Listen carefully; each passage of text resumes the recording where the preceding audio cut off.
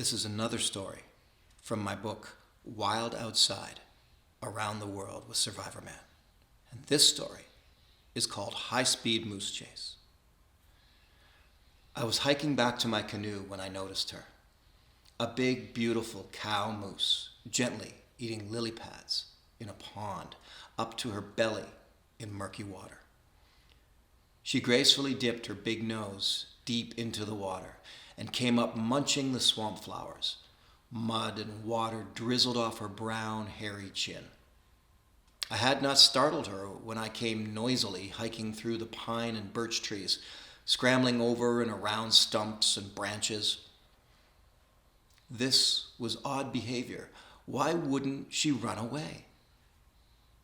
They usually do. Most animals run away from humans, but there we stood, only 6 meters, that's like 20 feet, apart from each other. Her eating lazily, while I watched in amazement with a big goofy grin on my face, because it was fun. 6 meters, 20 feet in front of a moose can be a dangerous place to stand, especially if there are calves nearby. Mother moose can be extremely protective of their young and might chase you away. A moose is as big and strong as any horse you may have seen, and like horses, their hard, heavy hooves can be dangerous, even deadly. As I stood there, I realized I had made a classic adventuring mistake before I had even left home. I had researched my route using topographical maps. Well, that was good, but I hadn't made any other plans, and that was bad. I hadn't bothered to take my trusty survival kit with me. That was really bad. I had paddled far from the main canoeing routes, and I hadn't told anyone where I was going or when I planned to be back. That was really, really bad. When the unexpected happens, like bumping into a big moose in the middle of the forest, you want to know someone at home has your back. Today, though, no one would know to come looking for me if I got into trouble. But since the cow seemed to be alone, I stayed there and enjoyed our moment together. What could go wrong, I thought. It was so enjoyable that I decided I would try to talk to her. In moose speak, cow moose and bull moose, these are males, make different sounds. A bull will grunt over and over with a deep, low bark.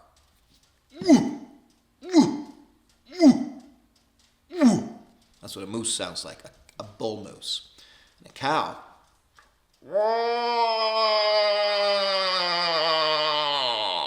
cows will let out a long, high-pitched whine.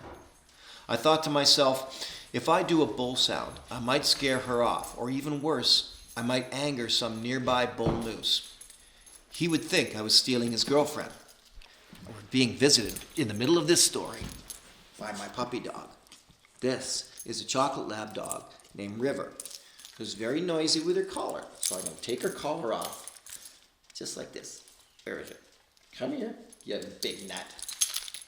She's going to go back to her bed, and I'm going to keep reading this story. Where was I? Oh yes, talking to the moose.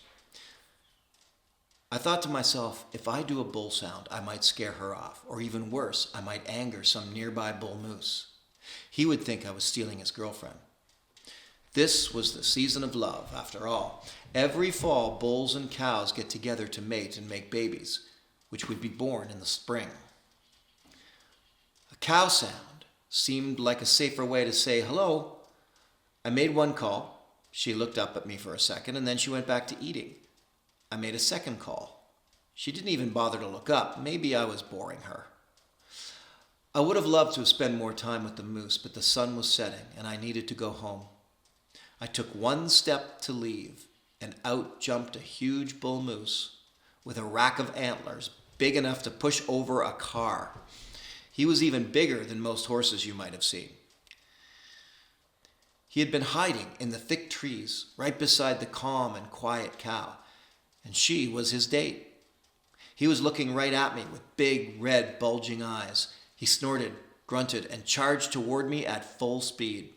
With my heart pumping hard, I ran and I ran and ran.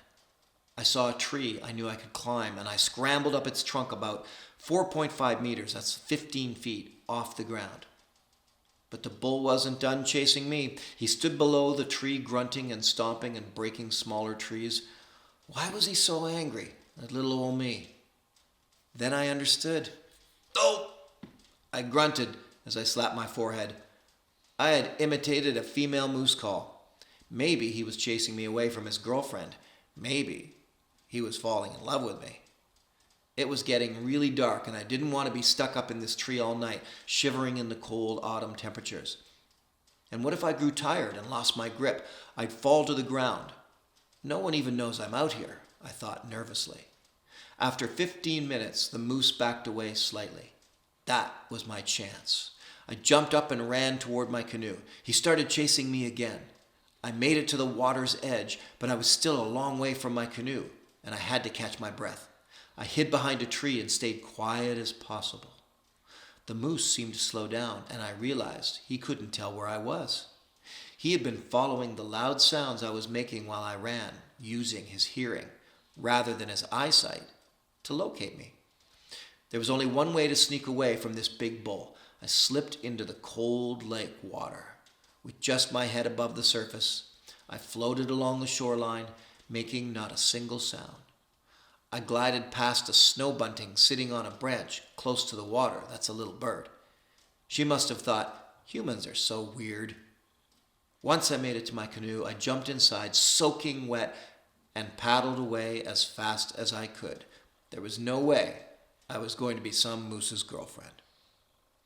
All right, so maybe tomorrow you can look up images of moose and see what they look like, and maybe even a snow bunting. All right, now go to bed and dream of adventuring.